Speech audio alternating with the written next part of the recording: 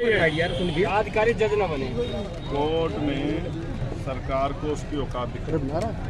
उन्होंने बताया है कि जब तक न्यायपालिका है तब तक कोई भी सरकार अपने आप को आना सकती। और उन्होंने जो टिप्पणियां की है कि अगर बिना दोष साबित हुए जिस तरह से बुलडोजर चलाया गया तो जिन अधिकारियों ने सरकार को खुश करने पे किया है सख्त कार्रवाई अगर कोर्ट एक बार कर देगा तो मुझे लगता है दोबारा किसी के सपने में भी बुलडोजर नहीं आएगा। दूसरा, जिनके ऊपर कार्रवाई उनको मुआवजा मिले, ये बहुत महत्वपूर्ण है कि माननीय सर्वोच्च न्यायालय ने गरीबों के और सरकार द्वारा सताए गए लोगों को जो बड़े पैमाने पे दलित, पिछड़े और मुस्लिम समाज के हैं उनको न्याय दिलाने के लिए उनकी पीड़ा को समझ के जो फैसला दिया मैं इसका स्वागत करता हूं। और ये एक जोरदार तमाचा है सरकार के गाल पे कि मुझे लगता है भविष्य में कुछ भी करने से पहले सरकार 4 बार सोचेगी, क्योंकि आज जो सरकार है जिस तरह संवैधानिक पदों पर बैठे मुख्यमंत्री जो 7 साल से मुख्यमंत्री और वो लोगों को डराने का काम करते हैं, कटोगे बटोगे। मैं पूछना चाहता हूँ, पुलिस आपके पास है,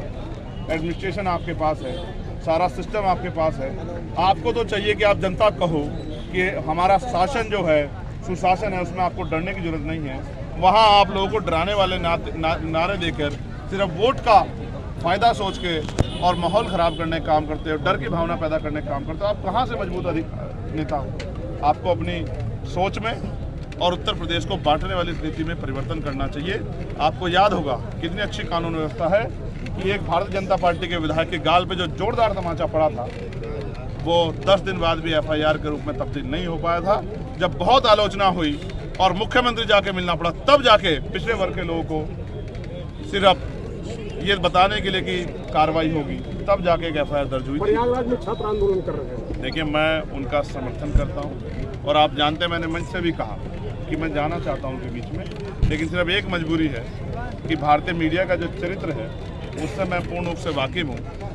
10 मिनट लगेंगी उनके पवित्र आंदोलन को राजनीतिक आंदोलन साबित करने के लिए मीडिया को, जबकि ये कड़वा सच ये है कि 2 दिन से आप और मैं इंसान है, हमारे घर में बहन बेटियां हैं, वो बच्चियां वहाँ सड़कों पे बैठी, वो बच्चे बैठे हैं सड़कों पे और वो हमारे परिवार के बच्चे हैं। उनके मन में पीड़ा है, उन्होंने 4-4, 5-5 साल तैयारी की है जिस तरह से नॉर्मलाइजेशन को लेके, और 2-2 शिफ्ट में जो पेपर कराने की बात जो है बोर्ड कर रहा है, आयोग कर रहा है, उसके लेकर जो उनका विरोध है वो सही है। मैं भी ये मांग करता हूँ, जैसा जब सरकार कहती है केंद्र की 1 नेशन 1 इलेक्शन, कि हम इतने ताकतवर हो गए हैं कि एक ही दिन में पूरे देश में चुनाव करा सकते हो, सारे तरह के चुनाव करा सकते हैं, तो 1 डे 1 शिफ्ट में उन बच्चों का एग्जाम क्यों नहीं करा सकते? और आप ये भी कह रहे हो कि हम फेयर करा देंगे और 41 सेंटरों पर करा रहे हो पेपर, तो बाकी 34 सेंटर के आपने पहले से तय कर लिया कि उन पर गारंटी है कि उन पर नकल होगी, इसलिए आप वहाँ उनमें परीक्षा नहीं करा रहे। आप तो कहते थे अपने मैनिफेस्टो में 10 किलोमीटर के अंदर परीक्षा करेंगे, क्या हुआ मैनिफेस्टो को? ये रोजगार नहीं देना चाहते ये युवा विरोधी सरकार को, और युवा विरोधी सरकार को युवा आने वाले समय में वोट की चोट से सबक सिखाएगा। मुझे इस बात का विश्वास है। जातिगत जनगणना पे एक टिप्पणी आई है कि उसमें जाति का कॉलम नहीं होगा। मैं पूछना चाहता हूँ कि जब आप जोड़ने की बात करते हैं तो फिर इन वर्गों की संख्या बताने में आपका दिक्कत है। जब आप इनके हित से होने की बात करते हैं तो जातिगत जनगणना हो तो जाति के कॉलम के साथ हो, तो लोगों को पता लगे कि उनकी संख्या कितनी है और उनको मिल क्या रहा है। सरकार वोट तो सबका लेती है भारतीय जनता पार्टी की, लेकिन देती किसको क्या है इस बात की जानकारी नहीं। प्रदेश में पोस्टर वार चल रहा है इस समय नेता, जिस पे क्या कहेंगे? अगर आपने बहुत अच्छा काम किया है पिछले 7 साल में तो फिर आपको डराने की बात करने के बजाय और इतना बंद लगाने के बजाय आपको तो नॉर्मल आप पे सब कुछ है, एक अपील ही करते हैं। क्या चुनाव धक्के खाने किस गली गली घूम रहे हो?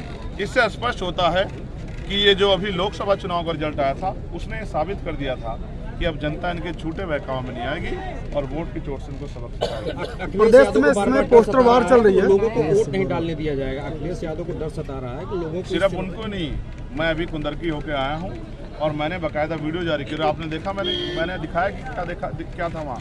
पुलिस निर्वाचन नामावली को लेकर गांव में घूम रही थी। अब आप बताइए कि पुलिस निर्वाचन नामावली लेकर गांव में घूम के क्या करना चाहती है? और मैं बताता हूँ क्या कर रही थी। पुलिस ये कर रही थी कि वो लोगों को ये कह रही थी कि आप चाहे कहीं भी चले जाओ लेकिन वोटिंग वाले दिन यहाँ नहीं रहना।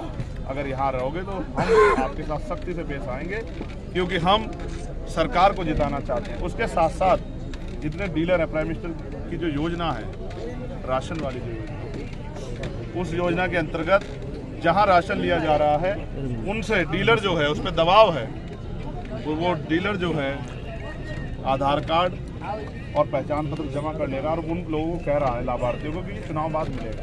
आप ये सोचिए वो वोट किस चीज़ से डालेंगे? जब वो वोट डालने जाएंगे वो कहेंगे आप पे आधार कार्ड नहीं है, आप पे पहचान पत्र नहीं है।